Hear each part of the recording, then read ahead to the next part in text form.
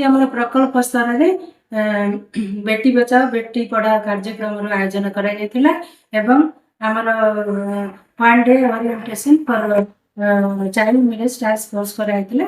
ଏଠି ଆମେ ବାଲ୍ୟ ବିବାହ ନିମନ୍ତେ ନିରାକରଣ ନିମନ୍ତେ ଆମେ ଯେତିକି ଟାସ୍କ ଫୋର୍ସର ଯେତିକି କମିଟିର ମେମ୍ବର ମାନଙ୍କୁ ଡାକିଥିଲୁ, ତା ସହିତ ଆମେ ଯେତେ କାଷ୍ଟର ଲିଡର ମାନଙ୍କୁ ଏବଂ ସବୁ ଧର୍ମର ତାଙ୍କର ଧର୍ମ ଗୁରୁମାନଙ୍କୁ ଡାକିଥିଲୁ। ଆଉ ସମସ୍ତଙ୍କୁ ବାଲ୍ୟ ବିବାହ ନିରାକରଣ ନିମନ୍ତେ ବାର୍ତ୍ତା ଦିଆଯାଇଥିଲା।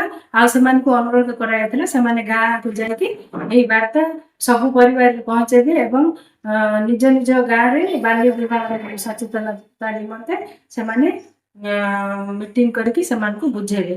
ଆଉ 2ରେ ବେଟି ବଚାଓ ବେଟି ପଢ଼ାଓ କାର୍ଯ୍ୟକ୍ରମ ଅନୁଷ୍ଠିତ ହୋଇଥିଲା।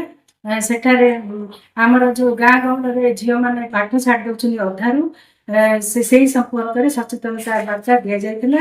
ଝିଅମାନେ ଯଦି ପାଠ ପଢ଼ିପାରିବେ ତାହେଲେ ଆମର ସମାଜ ବହୁତ ଆଗେଇ ପାରିବ ଏବଂ ଗୋଟେ ଝିଅ ଯଦି ପାଠ ପଢ଼ିପାରୁଛି ତାହେଲେ ତାର ସାରା ପରିବାର ଶିକ୍ଷିତ ହେଇପାରିବ। ଏହି ବାର୍ତ୍ତା ଥିଲା ଆମ ସମସ୍ତଙ୍କ ପାଇଁ।